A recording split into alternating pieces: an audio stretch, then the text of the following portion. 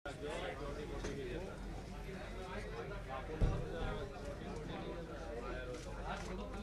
जो किताब वगैरह एक रिलीज करनी है, किताब और वो फिल्म है।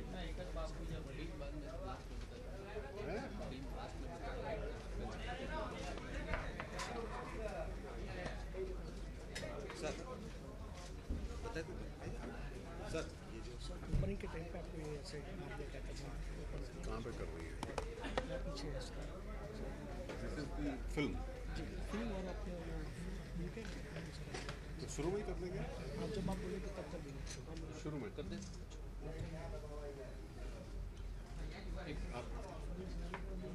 मित्रों, आप सभी का हार्दिक स्वागत है। ये दबा आज हमारे बीच में लाइट्स केंद्रीय फाइनेंस मिनिस्टर आदरणीय जेटली जी भी यहाँ आए, उनका भी हम हार्दिक स्वागत करते हैं। पहले आपको एक 5 मिनट की फिल्म हम दिखाएंगे, बाद में आदरणीय जेटली जी आपके साथ बात करेंगे और उसके बाद आपके मन में जो भी प्रश्न होंगे उसकी चर्चा हम करेंगे। आप सबका पुनः स्वागत है। आज प्रधानमंत्री मोदी जी के नेतृत्व में सरकार का 1 वर्ष पूरा हुआ है। आज दिल्ली में एक कार्यक्रम था जिसमें इस देश का पहला किसान चैनल प्रधानमंत्री जी ने आरंभ किया है। उस चैनल में कृषि को लेकर modern techniques, crop diversification, soil, weather और मौसम संबंधित पूर्व जानकारी देना, उसमें एंटरटेनमेंट भी रहेगा। हालांकि मेरे विभाग का कार्यक्रम था, लेकिन क्योंकि मैंने तय किया था कि आज मैं बड़ौदा और करनाली और अहमदाबाद में रहूंगा, तो मेरे बाकी सहयोगी विभाग के वहां थे और आज ही 1 वर्ष पूरा हुआ। इसके संबंध में एक DAVP पब्लिकेशन लॉन्च कर रहा है और उसके साथ साथ एक वर्ष पे एक फिल्म। सामान्य तौर पे ये दिल्ली में होती हैं, लेकिन क्योंकि मैं गुजरात में हूं तो इसलिए उन्होंने मुझे गुजरात में इनको लॉन्च करने को कहा, तो मैं उसको औपचारिक 5 मिनट की फिल्म है और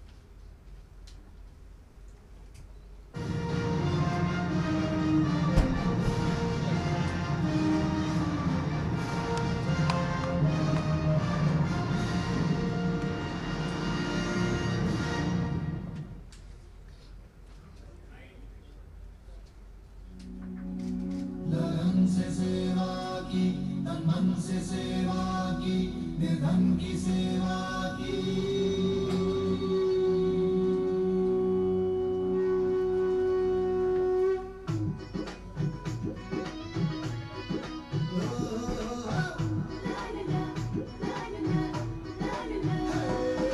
बेटी को बचाए, हो बेटी को पढ़ाए, स्वच्छ भारत करके दिखाए, हर दिल की रखी बात है।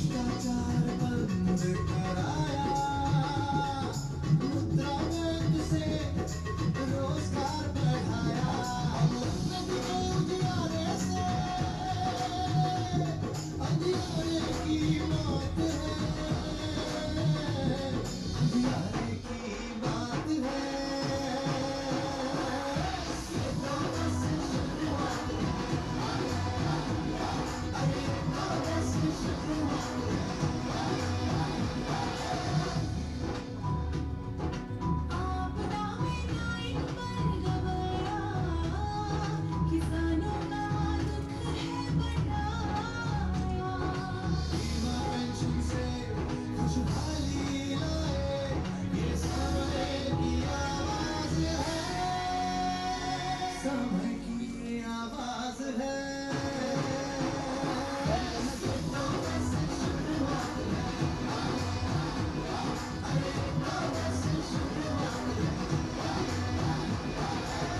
धन से धन पाया, रसोई में ईंधन आया, कम ब्याज पे कर्ज है मिलता, सुधरे सबके हालात है। ये नौबत से शुरुआत है, नौबत से शुरुआत है। रोजगार को दिया बढ़ावा, किसानों में उत्साह जगाया, युवा देश की युवाओं में नई पीढ़ी का साथ है, नई पीढ़ी का साथ है। ये नौबत से शुरुआत है, अरे नौबत से शुरुआत महिलाओं को दिलाया हौसला, रक्षा का किया फैसला। कानून के साथ है, ये तो बस शुरुआत है, ये तो बस शुरुआत है। कानून के साथ है, ये तो बस शुरुआत है, ये तो बस शुरुआत है।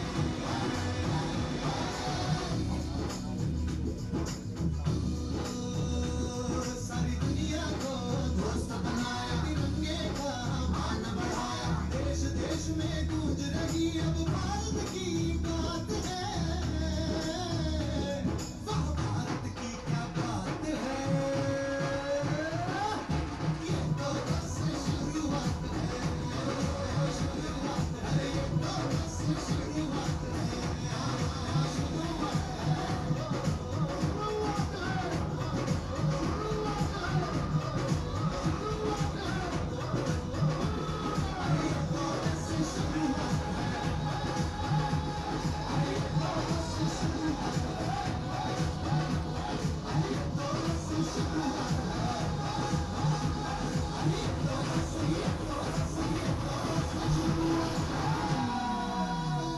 इसे कहते हैं शुरुआत।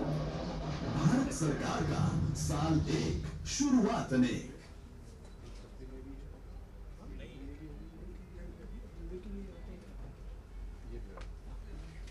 इसी प्रकार से एक पब्लिकेशन है जिसको आज औपचारिक रूप से मैं लॉन्च कर रहा हूं।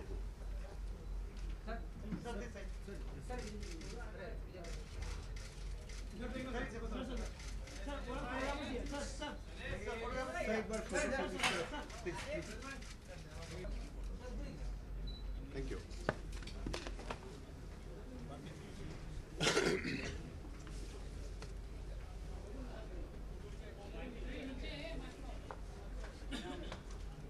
मित्रों,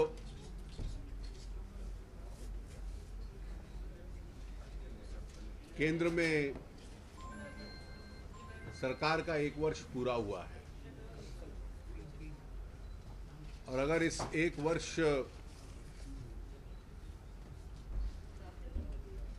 को मुड़ के देखें तो देश के भीतर भी और देश के बाहर भी देश की छवि और देश के प्रति उत्साह बड़ा है। जब 26 मई पिछले वर्ष सरकार आई थी तो पिछले 1-2 सालों में ये स्पष्ट था कि देश में एक उत्साहहीनता थी। देश की आर्थिक प्रगति धीमी पड़ चुकी थी। विश्व भर में निवेशकों ने देश से मुंह फेर लिया था।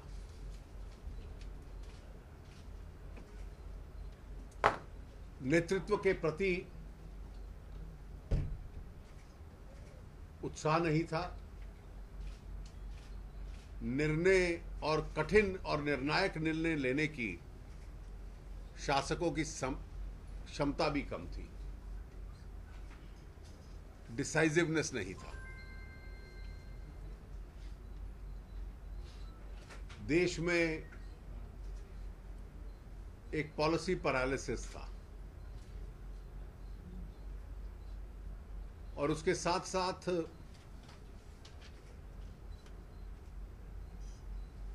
जो पिछले 5, 7, 8 साल में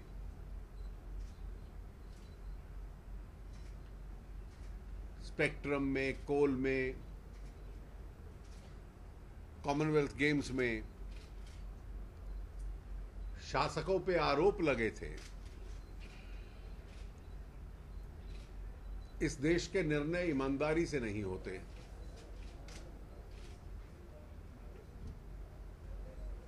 ट्रांसपेरेंसी नहीं थी।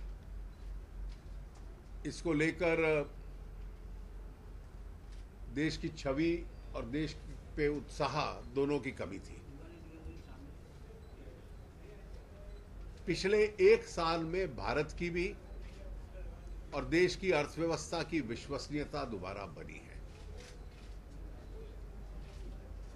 निर्णय प्रक्रिया में तेजी आई है और विरोधी उनको रोकें, ऑब्स्ट्रक्ट करें, उसके बावजूद भी तेजी आई है।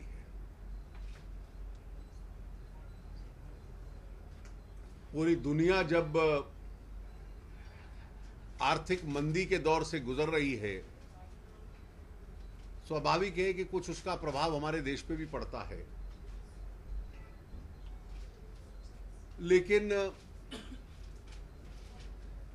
हमारी विकास दर वापस आ रही है। पिछले वर्ष 7.5% के करीब थी, इस साल और बढ़ेगी।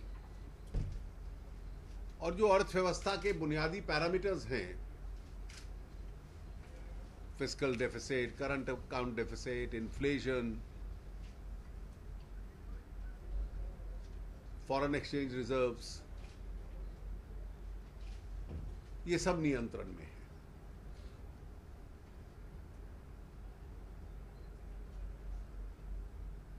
देश की अर्थव्यवस्था में एक खुलापन आए, देश के भीतर के और बाहर के निवेशक देश में आए, ये सरकार ने प्रक्रिया आरंभ की। व्यवसाय करने में सरलता हो, ईज ऑफ डूइंग बिजनेस, जो आज पूरी दुनिया में एक प्रमुख मापदंड बन चुका है, ये हमारा एक प्रयास है। इस देश की टैक्सेशन प्रणाली असेसी फ्रेंडली बने।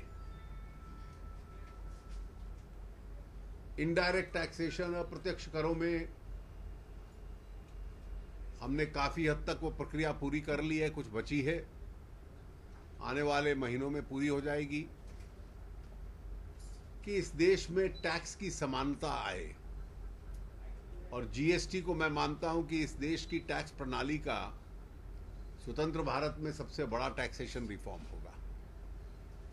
पूरा देश एक बाजार बन जाएगा, एक कंसोलिडेटेड मार्केट होगी, कहीं का भी सामान बना हुआ कहीं जा सकता है, सामान्य टैक्सेस होंगे, यूनिफॉर्म रेट ऑफ टैक्सेशन होगा, seamless transfer of goods and services will take place, seamless.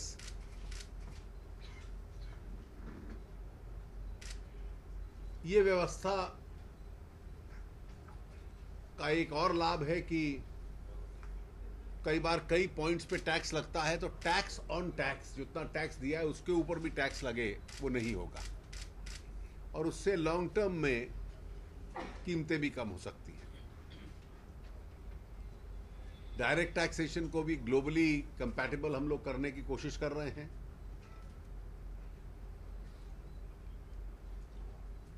इसके साथ साथ व्यवसाय सरल हो, जितने कदम उठाने हो एंट्री पॉइंट पे, एग्जिट पॉइंट पे,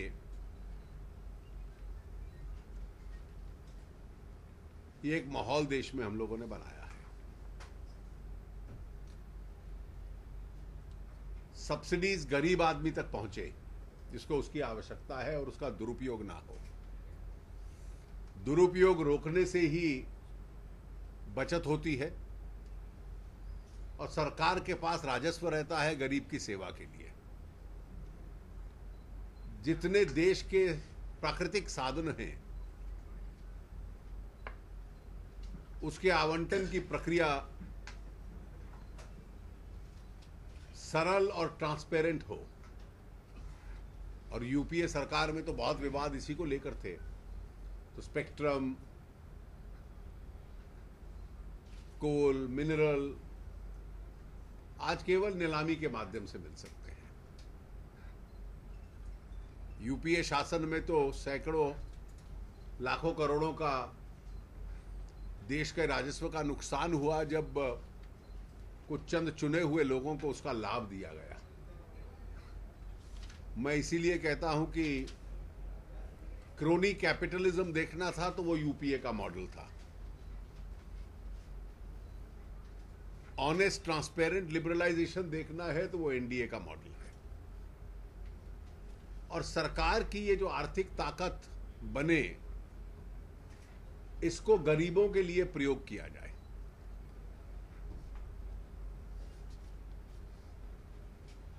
कृषि का क्षेत्र संकट में रहा है और इसलिए कुछ नॉर्म्स हमने मौसम से पीड़ित किसानों के लिए सहायता करने के लिए उसको लिबरलाइज किया है और भी हम लोग करना चाहेंगे। जनधन योजना 15.5 करोड़ खाते, 25 करोड़ में से 15.5 करोड़ परिवार, उनको बैंक व्यवस्था के साथ जोड़ना, रूपी कार्ड मिले, ओवरड्राफ्ट मिले। मुद्रा बैंक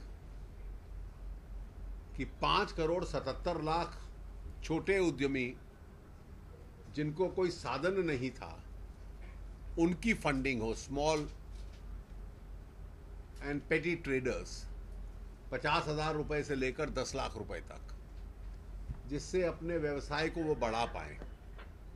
और ये जो छोटे उद्यमी हैं, यहां जॉब क्रिएशन बड़े उद्योगों की तुलना में ज्यादा है।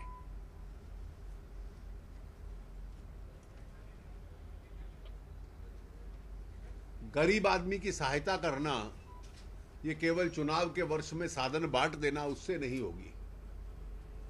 जैसा दुनिया के विकसित देशों में है, हम लोग एक सामाजिक सुरक्षा, सोशल सिक्योरिटी गरीब को प्रोवाइड करना चाहते हैं और सरकार का जो सहायता होगी वो उसे होगी। ये जो 3 योजनाएं हम लोगों ने चलाई हैं, इस देश की केवल 20% जनसंख्या वो है, 20%, जो इंश्योरेंस से कवर्ड है। इस संख्या को आगे ले जाना। पिछले 10-12 दिन में 7.5-8 करोड़ परिवार, 7.5-8 करोड़ लोग हमने एक्सीडेंट इंश्योरेंस और जीवन बीमा इंश्योरेंस जो कमजोर वर्गों के लिए आरंभ की है उसके साथ जोड़े हैं। इस देश में केवल 25 करोड़ परिवार हैं और उनमें से 7.5-8 करोड़ को हमने केवल 2 सप्ताहों के भीतर इनके साथ जोड़ा है। भारत में सामाजिक सुरक्षा नहीं है। ये सरकारी कर्मचारियों के अतिरिक्त we are not a pensioned society. केवल 11% लोग, परिवार ऐसे हैं जो पेंशन की देखभाल जिनको मिलती है। पहले मैंने नेशनल पेंशन स्कीम में पैसा डालिए, 60 साल की उम्र के बाद आपको पेंशन मिलेगा, आपके बाद आपके के परिवार के अन्य सदस्यों को मिलेगा, पत्नी को, फिर जो वारिस होंगे उनको पूरा लमसम मिलेगा, टैक्स से छूट मिलेगी। अभी ये इंसेंटिव्स हम लोगों ने दिए थे। लेकिन अटल पेंशन योजना के तहत जो कमजोर वर्ग है, जो केवल महीने का 150, 200, 250 रुपया दे सकते हैं, अगर वो अपने सर्विस करियर में उतना भी देते हैं तो उनको भी बड़े पैमाने पर 60 साल की आयु में पेंशन, पति पत्नी में से जो बाद में बचेगा उसको पेंशन, और फिर बच्चों को एक बड़ा लमसम अमाउंट रिटर्न का। ये सोशल सिक्योरिटी स्कीम्स, अभी एक कानून हम लोगों ने पारित किया फाइनेंस बिल के साथ, अनक्लेम्ड मनीज, सरकार में जो अनक्लेम्ड पैसा पड़ा रहता है लोगों का, उसको अप्रोप्रिएट करना, उसको ले लेना। और उस पर हम लोग काम कर रहे हैं कि वृद्ध लोगों के लिए, सीनियर सिटीजन्स के लिए और हम सोशल सिक्योरिटी स्कीम किसी प्रकार की उसके लिए लाएं। तो एक तरफ देश की अर्थव्यवस्था में प्रगति हो, विदेश नीति को लेकर प्रधानमंत्री जी 18 देशों में गए, कई देशों के प्रतिनिधि भारत आए, भारत का एक नया रूप विश्व के सामने आ रहा है। और इसके साथ साथ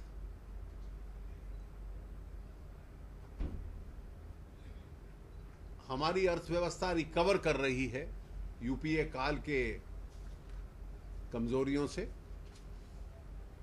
और आने वाले वर्षों में जो शुरुआत की है इस सरकार ने, वो और आगे बढ़ेगी। एक विषय मैं और अंतिम विषय बतला दूं, उसके बाद आप प्रश्न पूछ लीजिए,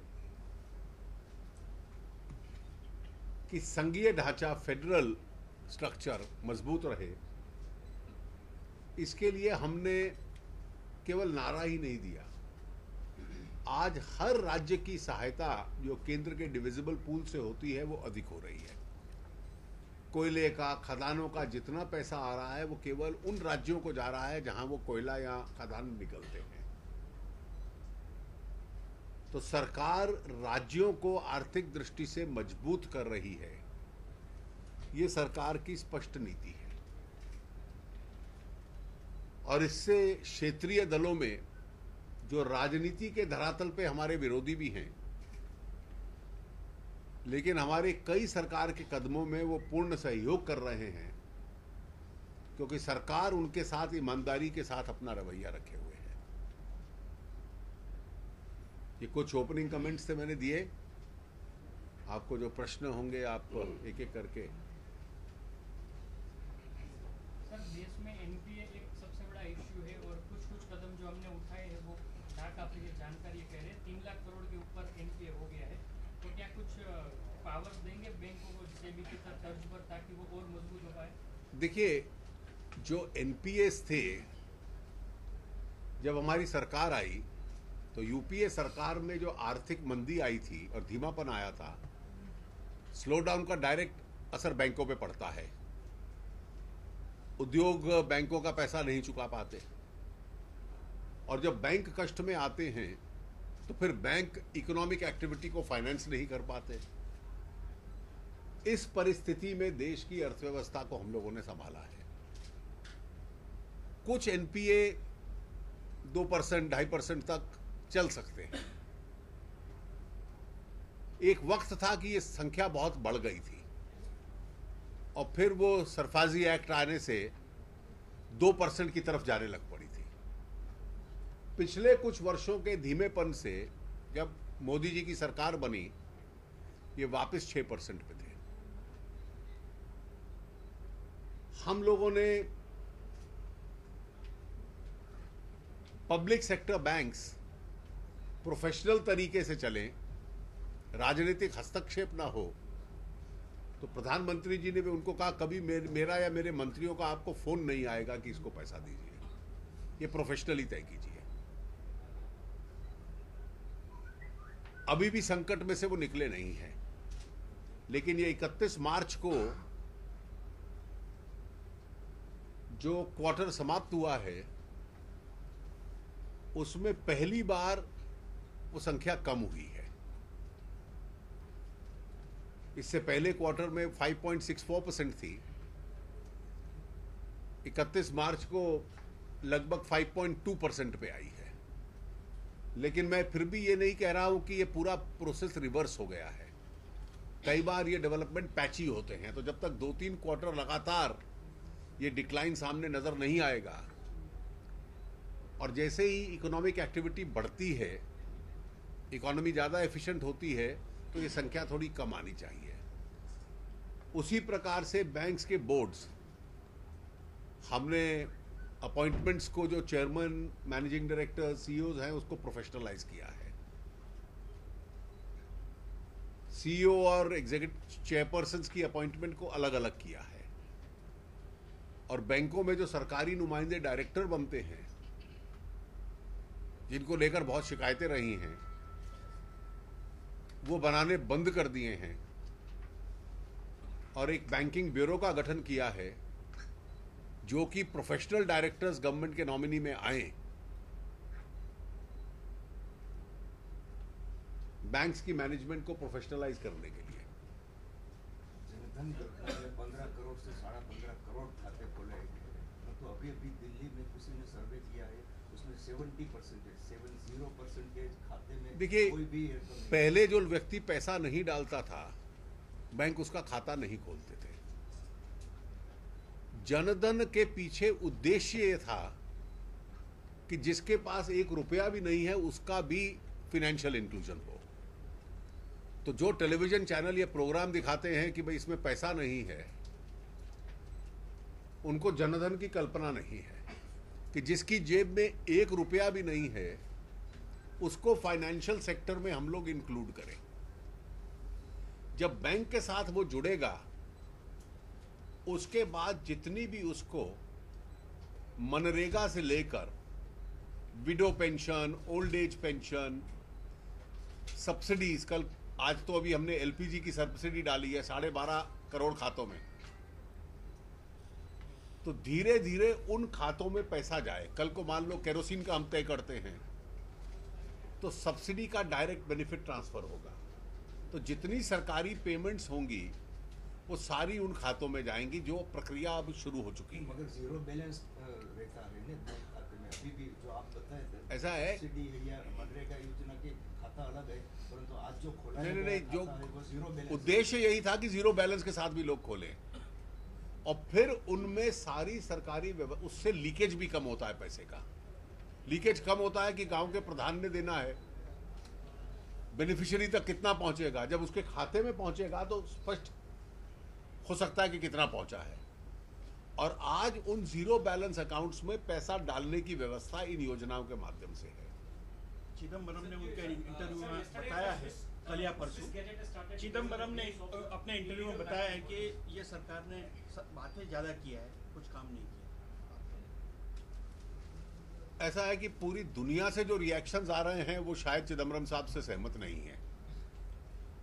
जिस परिस्थिति में देश की अर्थव्यवस्था को लाकर खड़ा कर दिया था कि निवेश का अकाल पड़ जाए और कोई भारत की तरफ देखने को तैयार ना हो, डोमेस्टिक इन्वेस्टर इस देश से बाहर चले जाएं,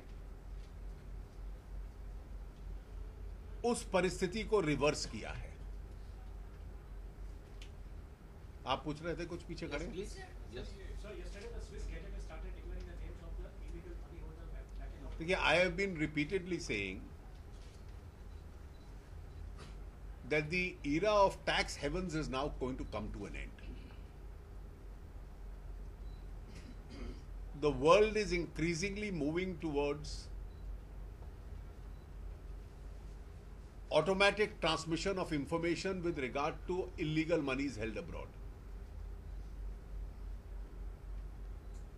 There is a G20 initiative, there is an initiative United States has taken, and India is actively a part of both the initiatives.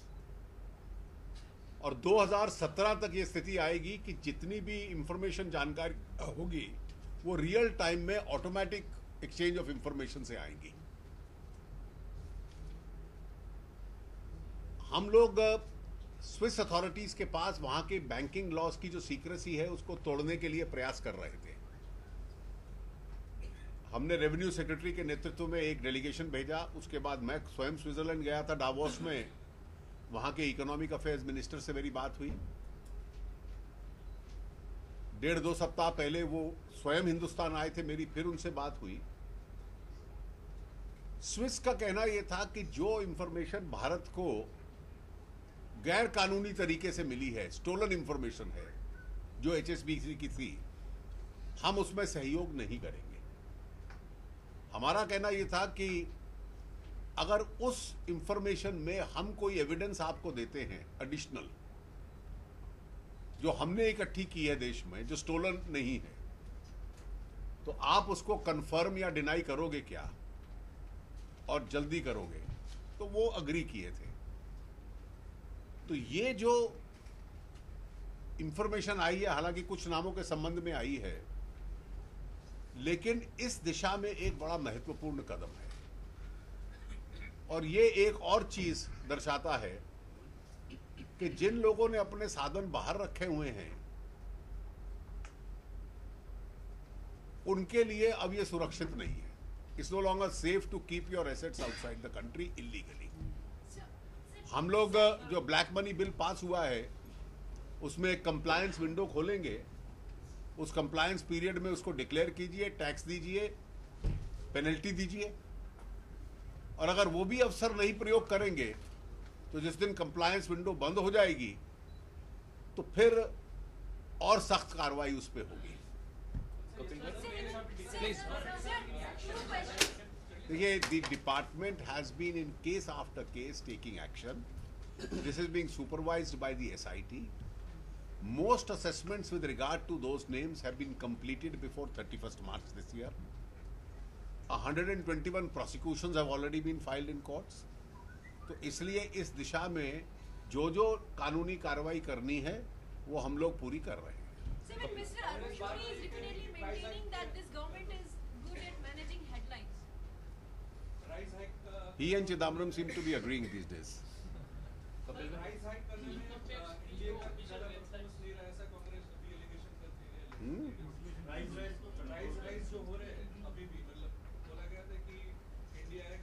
आप समाचार पत्र पढ़ते हैं ना, लिखते भी हैं उनमें। किनका? 11% इन्फ्लेशन छोड़कर गए थे। होलसेल इन्फ्लेशन 5 पे है, कंज्यूमर प्राइस इंडेक्स 5 पे है, होलसेल नेगेटिव में है। सो ओवरऑल जो स्टैंडर्ड्स हैं उसके मुताबिक इन्फ्लेशन कम हुई है। इतना जरूर होता है कि कुछ आइटम्स ऐसे होते हैं जिनकी दाम सीजनल वेरिएशन करते हैं। जैसे साल में एक मौसम ऐसा आता है बरसात के बाद जिसमें सब्जी का दाम बढ़ता है कुछ समय के लिए, फिर वो स्टेबलाइज कर जाता है। आजकल क्योंकि पैदावार में उसमें कमी थी तो दालों का दाम बढ़ा हुआ है। तो हमारी सरकार की जो फूड मैनेजमेंट रही है कि जिस जिस आइटम का दाम बढ़ने का प्रयास हो उसकी सप्लाई को हम लोग बढ़ाते हैं, चाहे बाहर से खरीदना पड़े हमें। दालें तो विदेशों से भी खरीदते हैं हम लोग, और इसलिए जो टेम्पररी इंक्रीज होता है उसको कम करते हैं। ओवरऑल इन्फ्लेशन नियंत्रण में है, और 11% जो छोड़कर गए थे उनको याद रहे कि आज कंज्यूमर प्राइस इंडेक्स 5% से नीचे है। Two questions on UPA scams. One, President Mukherjee's comments on the Bofors scam, and the other regarding the TRAI chief Bajal's comments saying that Manmohan Singh had forced him. You see, as a minister, I never react to what the Honorable Rashtrapati ji says, so I will not make any comment. Bajal sir, As far as what Mr. Bajal has said, all I can say is he has worked with me also, and I found him a very bright and an outstanding officer. He has been unfairly targeted during the UPA, targeted and harassed. And during those days, he had retired. He had met me on some occasions also. I am personally aware of the extent of harassment that was inflicted on him. I have not read his book, so I can't really make any detailed comment. But I can say he was an officer of very good competence. सामाजिक सुरक्षा योजनाएं मनरेगा और पंचायती राज संस्थाओं के जो budget थे उसमें काफी कटौती की गई। बिल्कुल नहीं की गई। अब आप सुन लीजिए, जब कोई तर्क नहीं मिलता तो ये आंकड़ों का एक जाल बिछाते हैं। 14वें फाइनेंस कमीशन ने इस देश के व्यय की व्यवस्था को बदला है, एक्सपेंडिचर को। जो केंद्र के टैक्सेस इकट्ठे होते हैं, जिसको डिविजिबल पूल कहते हैं, पहले राज्यों को 32% मिलता था, केंद्र को 68 मिलता था। 14th फाइनेंस कमीशन ने कहा कि राज्यों के 32 को 42 कर दो और केंद्र के 68 को 58 कर दो। तो केंद्र को 10% कम कर दिया उन्होंने, राज्यों को बढ़ा दिया और ये कहा कि कुछ योजनाओं का खर्चा, क्योंकि राज्यों के पास अब ज्यादा पैसा दे रहे हैं इसलिए राज्य खर्चेंगे। कई योजनाएं शिफ्ट होनी थी, हमने शिफ्ट नहीं की। अधिकतर योजनाएं सेंटर पूरा सपोर्ट कर रहा है, फिर भी तो रिपोर्ट आना और चीफ मिनिस्टर्स कमेटी की रिपोर्ट आनी है। लेकिन जो हमने टेंटेटिव अभी तक अरेंजमेंट किया है, करीबन 30 योजनाएं ऐसी हैं जो सेंटर पूरा सपोर्ट कर रहा है और 23 ऐसी हैं जो हम पार्टली सपोर्ट कर रहे हैं। वो पार्टली कितना होगा परसेंटेज, वो चीफ मिनिस्टर्स की कमेटी अपनी सिफारिश देने वाली है और उसको हम लोग लागू करेंगे। इन तमाम योजनाएं बरकरार रहेंगी। पहले केवल एक जेब में से पैसा आता था, अब 2 जेब में से आएगा। जो स्टेट्स के पास एडिशनल पैसा गया उसमें से भी आएगा। तो योजना के ऊपर ज्यादा खर्च होगा, फंडिंग चैनल एक की बजाय 2 हो जाएंगे, केवल इतना अंतर है। You are doing so much to bring back the black money from Switzerland. On the other hand, here to unearth the black money within country, you are becoming SSC friendly. So, can you give us the estimate how much is the black money within the? You see, I don't think I want to create a sensations by just giving off the cuff figure. I'm not getting into figures. Our policy is that within the country, we have to bring down the tax rates.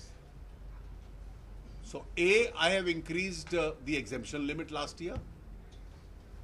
B, for the middle class assessees, in all saving instruments, in both the years' budgets, I have increased the exemption limits.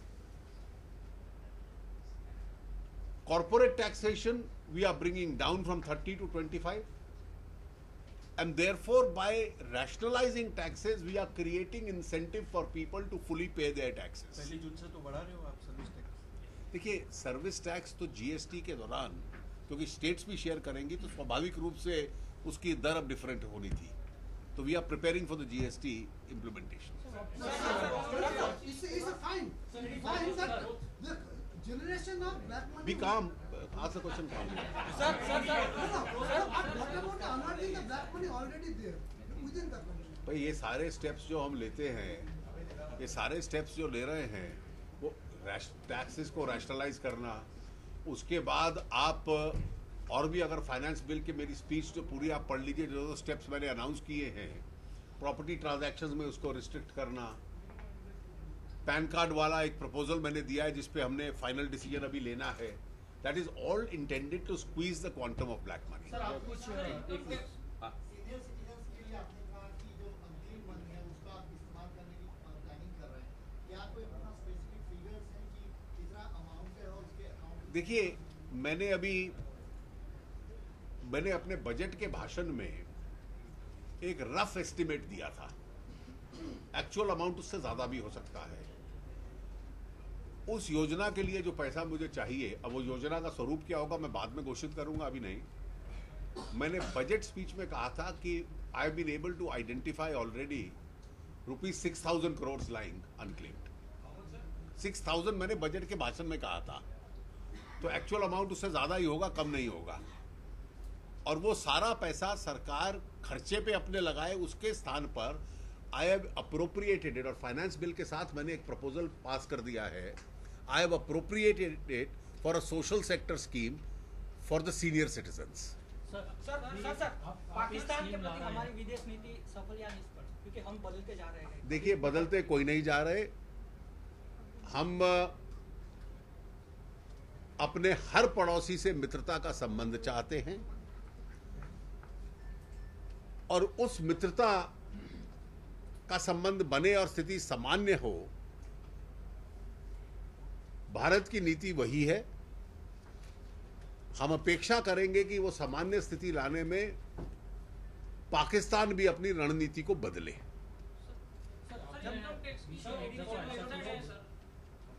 आपने gold scheme के लिए कुछ बताया था, तो आप ये कब ला रहे हो? क्योंकि देखिए, हमने ऑलरेडी ड्राफ्ट स्कीम नोटिफाई की है और ड्राफ्ट स्कीम ये है कि जो लोगों के पास रॉ गोल्ड पड़ा होता है, जिसका कोई लाभ नहीं होता, अगर वो बैंक्स में देंगे तो उसमें कितना ब्याज होना चाहिए, उस पर टैक्स लगे ना लगे, वो जो आमदनी आएगी, तो आप मान लीजिए 2 या 3 साल बाद उसको वापस ले लेते हैं तो उसको उतना ही सोना आपको वापस मिल जाएगा और इस बीच में उस पर आपने थोड़ा सा एक नॉमिनल इंटरेस्ट भी कमा लिया। नहीं सर, इनकम टैक्स रिटर्न में नहीं, एक मिनट।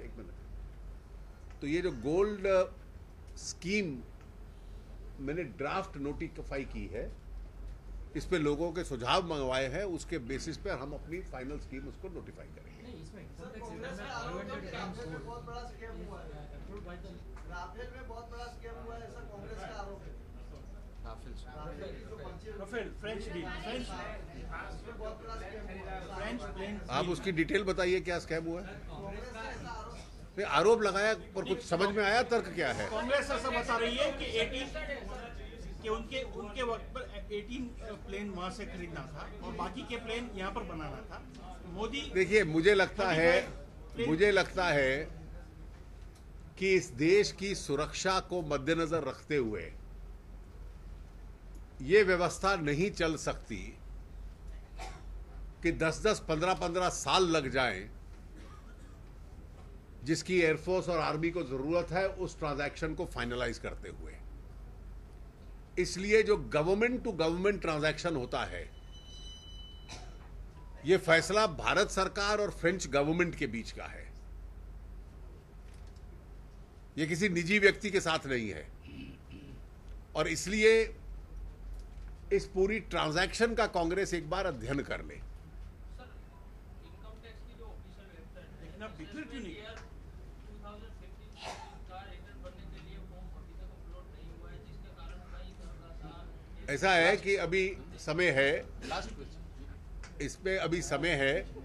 पहले जो था कि पूरा फॉर्म 12.5 पेज का होता था, जिसे ITR 1 कहते हैं।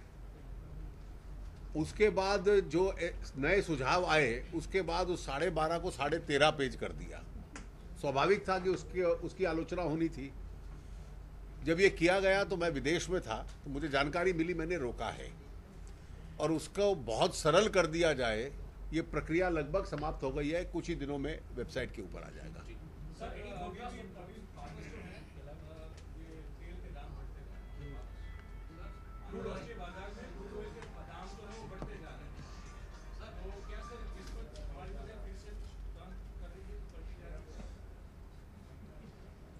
ऐसा है कि कुछ लोग एस्ट्रोलॉजी में विश्वास करते हैं, कुछ नहीं करते हैं। अभी तक जो आकलन तेल के संबंध में आते हैं, जब दाम कम होने शुरू हुए थे तो इस मात्रा तक कम होंगे, किसी अर्थशास्त्री ने यह नहीं बतलाया था कि 80 पे रुक जाएगा, 90 पे रुक जाएगा, 45 तक पहुंच गया था। आजकल कुछ लोगों का आकलन यह है कि अगले कुछ समय में यह 60 और $70 की रेंज में रहेगा। हमारी अर्थव्यवस्था में इतनी मजबूती आ जाए कि इस प्रकार की रेंज को हम बियर कर पाते हैं और इसलिए अभी मैंने पिछले सप्ताह गोल्डमैन सैक्स की एक रिपोर्ट पढ़ी है। उनका आंकलन अगले कुछ वर्षों का है कि इसी प्रकार की रेंज में रहेंगे। लेकिन जैसा मैंने कहा कि मैं इनको केवल असेसमेंट्स मानता हूं, कोई फर्म ओपिनियन नहीं मानता, क्योंकि जब गिरे थे तो किसी ने मुझे ओपिनियन नहीं दिया था। है जी?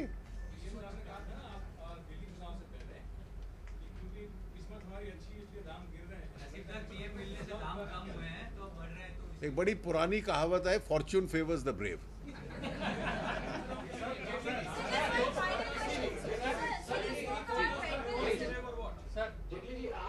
लेकिन एक्साइज के जरिए आप रिलीफ छीन रहे हो लोगों की, पेट्रोल एक्साइज बढ़ा। ऐसा है, ये जो लोग आपने कहा ना, ये बड़ी वेरिएबल परिभाषा है। आपने 11 बार जनता को रिलीफ दिया, कम किए, 1-2 बार बढ़े, 2-3 बार तो उसको बढ़ाना भी पड़ा। अगर आप फाइनेंस बिल पढ़ें तो जो पैसा पहले एक्साइज में आया था, अब मैंने उसको सेस में कन्वर्ट कर दिया है और उसको सरकारी खजाने में मैं यूज नहीं कर रहा। उसका सारा प्रयोग मैं नेशनल हाईवे की जो सेस है उसकी तरफ, जो 3 बार एक्साइज कलेक्शन किया, एक फंड होता है जिसमें से पैसा नेशनल हाईवे, रेलवेज और ग्रामीण सड़कों पे जाता है। I am diverting the entire money for this 3 areas. तो जो लोग हैं ना जिसका आप जिक्र कर रहे हो, वो इन तीनों का प्रयोग करेंगे। नहीं तो अगर उसमें पैसा नहीं डाला गया तो यूपीए सरकार में जैसे बैंकिंग सिस्टम की हालत हुई, ये जो पब्लिक प्राइवेट पार्टनरशिप थी नेशनल हाईवे डेवलपमेंट में, ये बिल्कुल स्टैंड स्टिल पे आ गया था। कितने कॉन्ट्रैक्ट्स ऐसे आए जिसमें एक भी बिडर नहीं आ रहा। लोग बनाना नहीं चाहते क्योंकि जो ठेकेदार बनाते थे वो डिस्प्यूट्स में फंसे हुए हैं और उसका झगड़ा स्लो डाउन की वजह से वो भी असर था, बैंक उनको पैसा नहीं देते थे। इसलिए पब्लिक स्पेंडिंग ऑन इंफ्रास्ट्रक्चर बढ़े तो कम होते हुए पेट्रोल के दाम 11 बार मैंने उपभोक्ता को लाभ दिया, 3 बार उसको डाइवर्ट किया towards national highway, rural roads and railways, और 1 बार ये भी बतला दूं, जो तेल कंपनियां खरीदती हैं, तेल ऑर्डर करती हैं, तो $80 पे बुक किया और दुनिया के बाजार में जब तक बेचा तब तक दाम $60 हो गए। सो ऑयल कंपनीज को भी 30,000 करोड़ का घाटा हुआ था।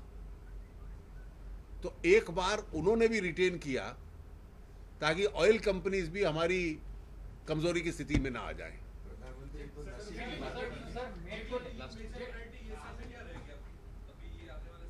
देखिए, इस साल में अगर मैं कहूं इंफ्रास्ट्रक्चर,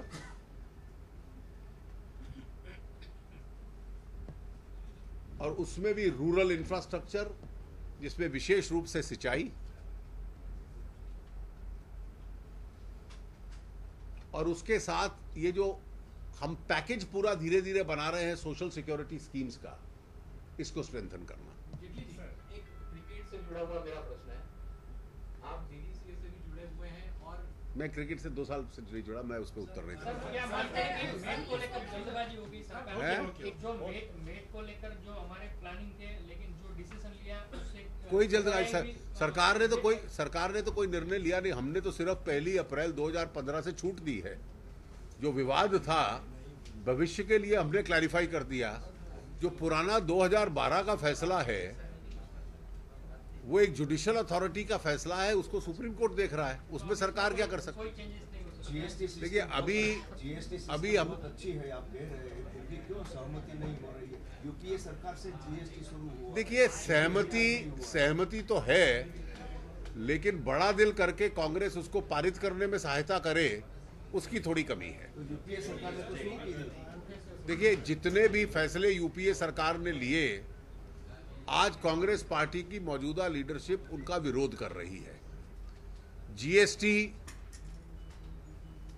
जीएसटी का सुझाव उनसे आया, लोकसभा में वॉकआउट कर गए। कोल और मिनरल लॉ के अंदर अमेंडमेंट्स करने का सुझाव उनसे आया, तो 1% आपने लगाया, उसका विरोध किया।